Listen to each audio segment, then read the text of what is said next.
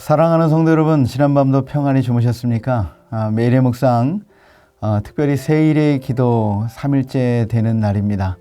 오늘도 하나님의 말씀으로 승리하는 저와 여러분들 되시기를 주님의 이름으로 축원드립니다. 오늘은 제자로 부르심이라는 제목으로 말씀을 함께 나누기를 원합니다. 빌립보서 1장 27절에서 30절의 말씀을 우리 함께 읽도록 하겠습니다. 오직 너희는 그리스도의 복음에 합당하게 생활하라. 이는 내가 너희에게 가보나 떠나 있으나 너희가 한 마음으로 서서 한 뜻으로 복음의 신앙을 위하여 협력하는 것과 무슨 일에든지 대적하는 자들 때문에 두려워하지 아니하는 이 일을 듣고자 함이라. 이것이 그들에게는 멸망의 증거요 너희에게는 구원의 증거니 이는 하나님께로부터 난 것이라.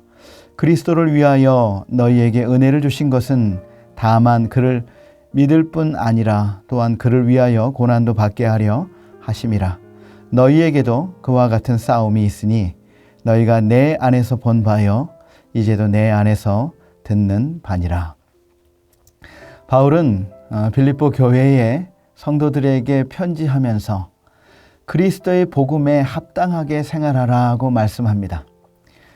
그리스도의 복음을 고백하는 자들은 그들의 생활을 복음과 일치하도록 또는 복음에 합당하고 타당한 삶을 살아가야 한다는 사실이지요. 그렇다면 그리스도의 복음을 고백하는 주님의 제자들은 어떤 삶을 살아야 하겠습니까? 첫째로 복음을 위하여 서로 협력해야 합니다. 오늘 27절 하반절에 있는 말씀인데요. 한 번 더 함께 읽겠습니다. 너희가 한 마음으로 서서 한 뜻으로 복음의 신앙을 위하여 협력하는 것과 그랬습니다. 그리스도인들의 하나됨과 의견의 일치는 복음에 합당한 생활입니다. 함께 협력하여 싸우라 하는 본문의 말씀은 교인끼리 서로 싸우지 말라는 뜻이기도 합니다. 너희는 모두 다 공동의 원수에 대항하여 싸워야 한다는 말이죠. 우리의 대적은 성도가 아닙니다. 악한 대적 마귀와 싸워야 하는 것이죠. 그리고 그 싸움은 쉽지 않은 치열한 싸움이기 때문에 성도가 함께 협력하지 않고서는 가능하지 않은 것이죠. 우리 성도는 한 소망으로 부르심을 받았다 말씀하고 있습니다.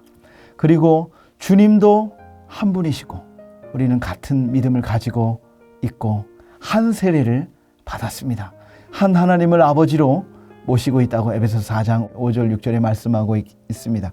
그렇기 때문에 한 마음과 한 뜻을 품을 수 있습니다. 그리스도인들은 비록 여러 가지 일에 대해서 견해 차이가 있을 수 있지요. 그럼에도 한 마음과 한 사랑은 꼭 지녀야 되는 것이지요. 저는 스포츠 중에서 야구를 되게 좋아하는데요. 사실 야구는 보면 볼수록 굉장히 성경적입니다. 야구에 보면요, 희생 번트라는 게 있어요. 희생 플라이볼이라는 게 있습니다. 자신을 희생해서 팀이 승리하게 하는 것이죠. 우리는 내가 주인공이 되고 싶어 하지 않습니까? 그러나 나는 희생하고 팀이 주인공이 되고 팀이 승리하는 것. 이것이 야구이고 이것이 공동체 스포츠 정신입니다. 우리도 마찬가지이지요. 복음의 신앙을 위해서 내 생각, 내 주장을 버리고 주님의 생각과 주님의 뜻에 순종하여 협력하여 나아가는 믿음의 공동체가 다 되시기를 소망합니다. 두 번째로는 복음의 능력으로 두려움 없이 사는 것입니다. 오늘 28절 말씀인데요. 무슨 일에든지 대적하는 자들 때문에 두려워하지 아니하는 이 일을 듣고자 함이라. 이것이 그들에게는 멸망의 증거요 너희에게는 구원의 증거니 이는 하나님께로부터 난 것이라 그랬습니다. 복음에 합당한 삶은 두려워하지 말아야 된다고 말씀하고 있습니다. 여러분, 두려움은 세상 사람들에게는 멸망의 증거가 되지만 담대함은 우리 믿는 자들에게는 구원의 증거가 됩니다. 여러분, 두려움은 하나님이 주신 마음이 아니다 그랬습니다. 두려움은 사탄이 주는 독약과도 같은 것이. 그래서 두려움을 또 묵상하면 결국 두려움에 빠져서 우리는 헤어나올 수가 없는 것이지요. 예수님은 십자가의 죽음을 앞두고 두려워하는 제자들에게 이렇게 말씀하셨습니다. 내가 너희에게 이 말을 이름은 너희에게 평안을 주려 함이라. 너희가 세상에서는 환난을 당하나 담대하라. 내가 세상을 이기었노라 말씀하셨습니다.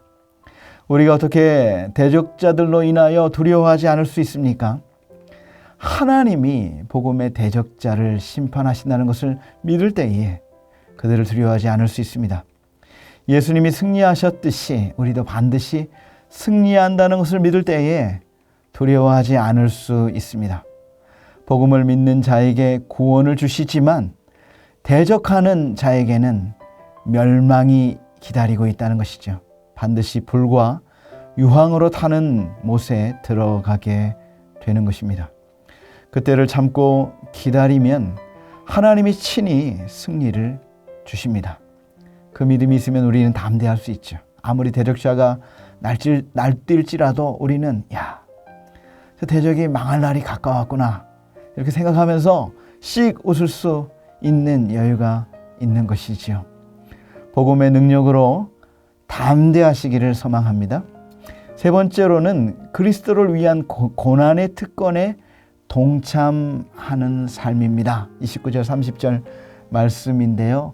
그리스도를 위하여 너희에게 은혜를 주신 것은 다만 그를 믿을 뿐 아니라 또한 그를 위하여 고난도 받게 하려 하심이라. 너희에게도 그와 같은 싸움이 있으니 너희가 내 안에서 본 바요 이제도 내 안에서 듣는 바니라 그랬습니다. 우리가 그리스도인이 되면 만사형통의 길이라고 오해하지 말라는 것입니다.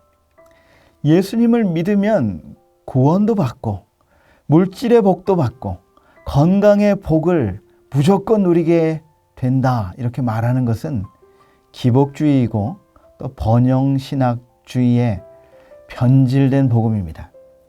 만약 이것이 옳다면 왜 바울은 그를 위하여 고난도 받게 하려 하심이라 이런 말을 했겠습니까? 예수 믿으면 세상이 말하는 만사형통이 아니라 받지 않아도 될 세상의 고통을 더 받게 되는 것이요. 또한 우리가 예수님 때문에 또 그 고난 때문에 하나님과 더 깊은 교제가 있어지는 것이죠.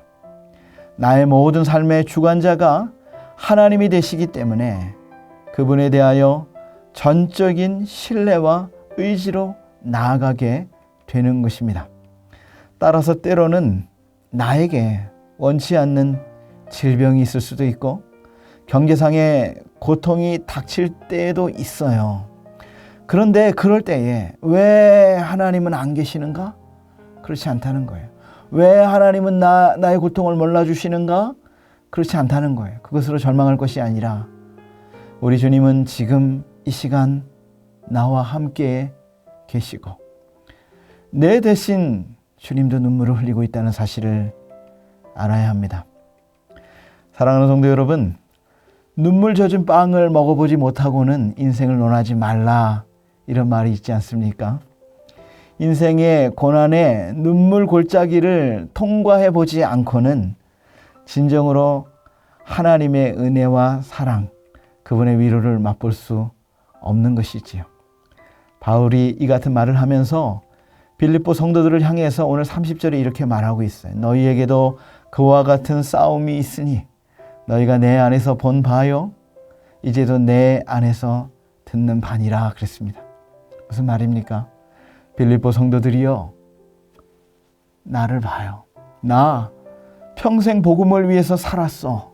하지만 나 지금 감옥에 갇힌 몸이요. 그런데 아무렇지도 않소. 후회가 없어요. 주님이 주시는 위로와 기쁨이 넘쳐요. 하나님의 은혜에 감사해요. 그러니 여러분들도 참고 인내하고 용기를 내시오. 바울은 이렇게 빌립보 성도들에게 용기를 북돋우고 있습니다. 사랑하는 성도 여러분이요, 주님의 제자로 부름받은 우리가 복음에 합당한 삶을 살아가기를 소망합니다. 교회 안에서 서로 협력하고 복음을 반대하는 어떠한 세력에도 두려워하지 않고 제자로서 받는 고난조차도 제자의 특권으로 여기며 기뻐하는 우리 모두가 되시기를 주님의 이름으로 축원드립니다. 기도하겠습니다. 하나님 아버지, 나 자신과 우리 가정이 예수 그리스도의 복음에 합당한 삶을 살게 하옵소서. 우리 교회와 이 나라가 한 마음으로 하나님의 뜻을 실천하는 제자 공동체가 되게 하옵소서. 우리 한민족과 모든 열방에 복음의 역사가 흘러넘쳐 참된 평안과 회복이 일어나게 하옵소서. 예수님의 이름으로 기도드리옵나이다. 아멘.